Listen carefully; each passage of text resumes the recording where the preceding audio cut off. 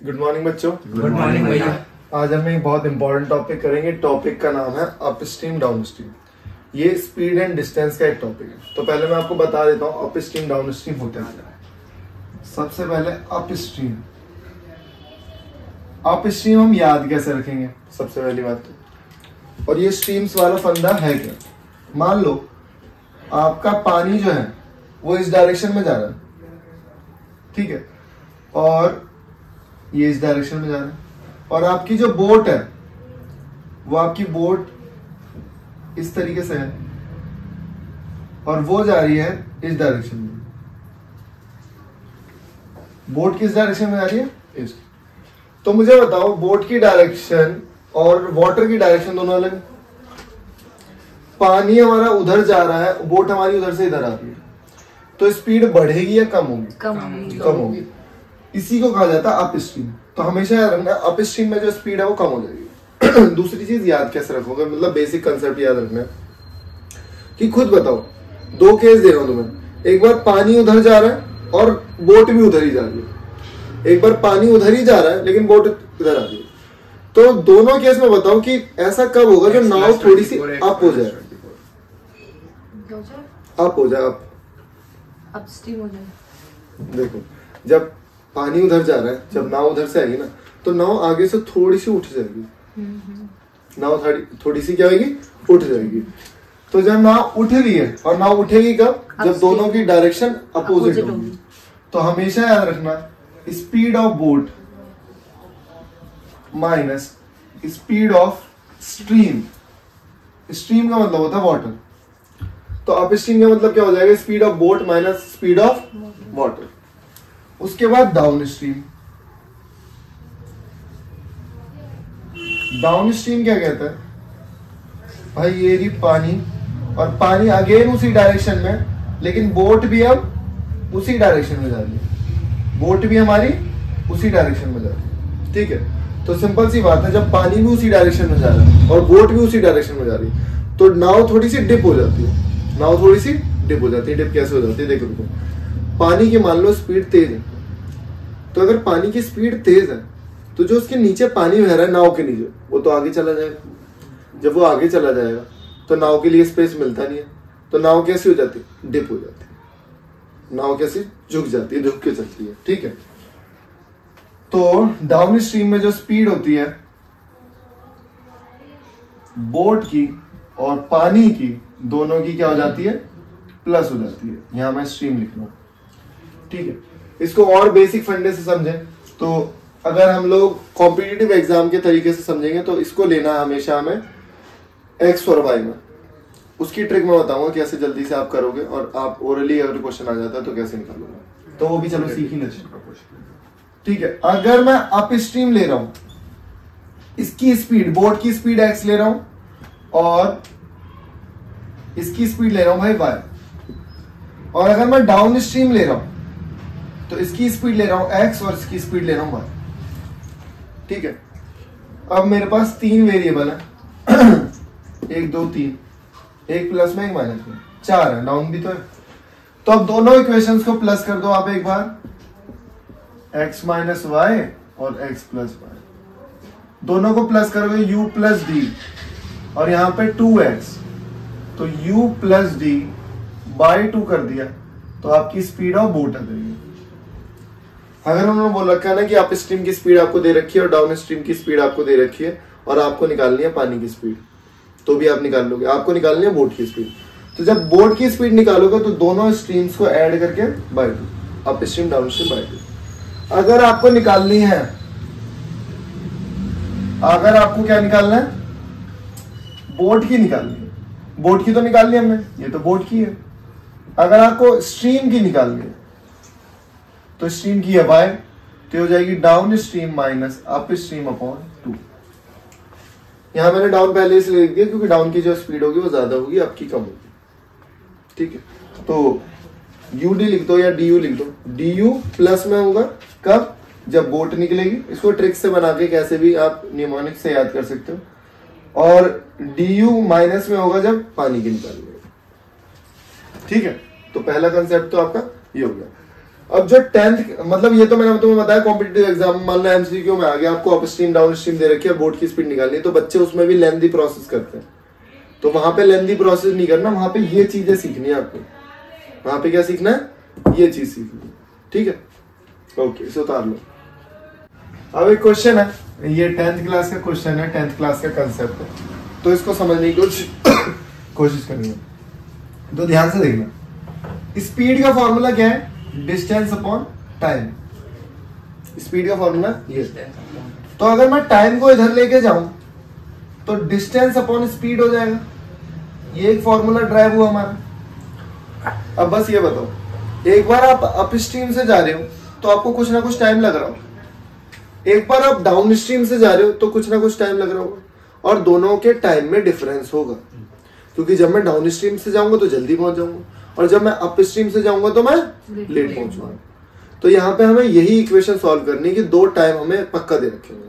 अगर दो टाइम नहीं दे रखे तो उन दोनों का सम दे रखा होगा, या आने जाने का टोटल टाइम, या उन दोनों का गैप दे रखा होगा। अब कॉमन सेंस वाली बात बताओ कि अगर मैं आपसे बोलूं कि हमारा एज गैप दे रखा, मान लो कुछ 10 साल दे रखा हमारा एज, तो जो भी आपकी एज होगी और जो भी मेरी एज होगी उन दोनों में डिफरेंस कितना है?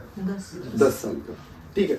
तो यहाँ पे भी यही कंसेप्ट यूज हुआ है कि एक बार वो जा रहा है और एक बार वो आ रहा है, लेकिन दोनों का टाइम डिफरेंस कितना है? 1 घंटा। अब बताओ 1 घंटा ज्यादा कौन ले रहा होगा, डाउन स्ट्रीम या अप स्ट्रीम? अप स्ट्रीम ज्यादा ले रहा होगा, तो time of upstream minus time of down stream बराबर 1 घंटा। कभी कभार आधा घंटा होगा, मतलब 30 मिनट लिखा होगा, तो आप क्या करोगे? 1/2 लिखना वहां पे, आवर्स में लिखना है, क्योंकि स्पीड हमारी आवर्स में है। तो मैंने अभी आपको क्या सिखाया, तो आपकी ये इक्वेशन एक ड्राइव हुई, time of upstream minus time of downstream is equal to 1। Time के लिए मुझे चाहिए डिस्टेंस, तो distance of upon speed minus distance upon speed बराबर 1। लेकिन ये स्पीड अप स्ट्रीम की और ये डाउन की, तो कोई बात नहीं। अभी मैंने आपको क्या सिखाया, क्या करना है आपको? दोनों स्पीड को प्लस करोगे, किसमें? दोनों स्पीड को माइनस करोगे, और यहाँ पे दोनों स्पीड को प्लस करोगे। बस ये हमारी एक इक्वेशन बन गई। अब देखते हैं क्या क्या वैल्यू मुझे पता है, रख देते हैं। डिस्टेंस कितनी है? 32, तो लिखो 32, और बोर्ड की स्पीड पता है क्या मुझे? बिल्कुल पता है, तो यहाँ लिखो 24 minus Y minus 32 24 plus Y. और इसको पता और सिंप्लीफाई कर सकते थे, पूछो कैसे? डिस्टेंस को बाहर ले लेते हैं, इसको उधर लिख देते, इसको उधर लिख देते, और सॉल्व हो जाता। तो डिस्टेंस को बाहर ले लेते हैं हम लोग, 32 को मैंने बाहर लिया, ये पूरी वैल्यू यहाँ आ जाएगी, तो 24 प्लस वाई माइनस ये 24 माइनस वाई उधर चला जाएगा, और नीचे 24 प्लस वाई और 24 माइनस वाई बराबर 1। तो जब मैं इस माइनस को अंदर भेजूंगा तो जो 24 आएगा वो माइनस में आएगा, तो 24 से 24 कट चुका होगा, माइनस माइनस 2y हो जाएगा। तो यहां मैं इसको लिख देता हूं 32 इंटू 2y, और ये जो पूरी इक्वेशन है मैं इसको उधर भेज देता हूं। तो जब इस इक्वेशन को मैं उधर भेजूंगा तो ध्यान से देखना क्या आएगा, एक बार प्लस है और एक बार माइनस है, तो भाई ये तो आएगा 24 का स्क्वायर माइनस y का स्क्वायर। उन दोनों वैल्यू को इधर लेके आओ, जब मैं दोनों वैल्यू को इधर के लेके आऊंगा तो ये हो जाएगा y का स्क्वायर प्लस 64y। 24 का स्क्वायर बताओ एक बार मुझे। 576। ये आपकी बन गई इक्वेशन। अब दो तरीके हैं आपके पास, या तो आप इसे स्प्लिट कर लो, या तो आप इसे स्प्लिट कर लो, और या फिर आप इस वाले फॉर्मूले में रख के रूट निकाल लो, minus b plus minus b square minus 4ac upon 2। तो इस वाले फॉर्मूले से रखोगे तो भी क्वेश्चन हो जाएगा। अब आपको ये नहीं पता होगा 64 का स्क्वायर क्या होता है, कौन बताएगा 64 का स्क्वायर?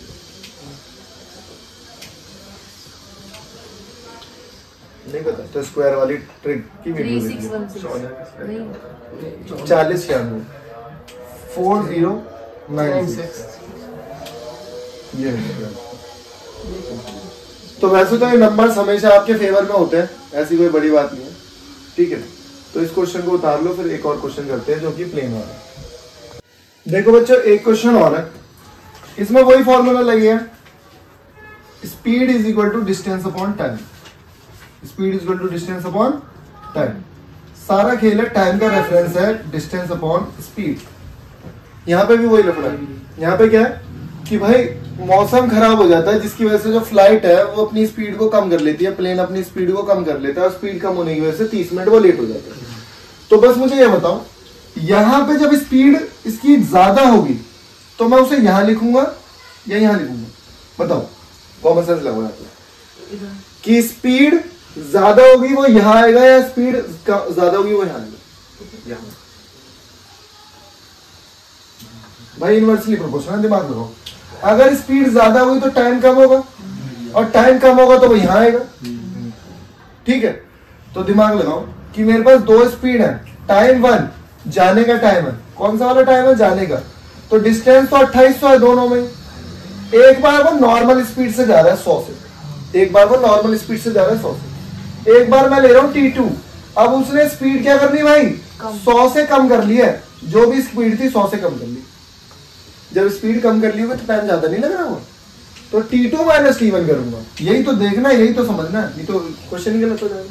और टाइम 1 घंटे का नहीं है भाई, आधे घंटे का टाइम, 1 घंटे का ना होके आधे घंटे। इसको दोबारा देखना, लेक्चर मुझे जल्दी खत्म करना है, लेकिन इसको आपको दोबारा देखना कैसे निकाला है मैंने। टाइम 1 क्या है? डिस्टेंस अपॉन स्पीड, जो कि प्लेन की स्पीड थी x। अब उसने क्या किया? Time T2।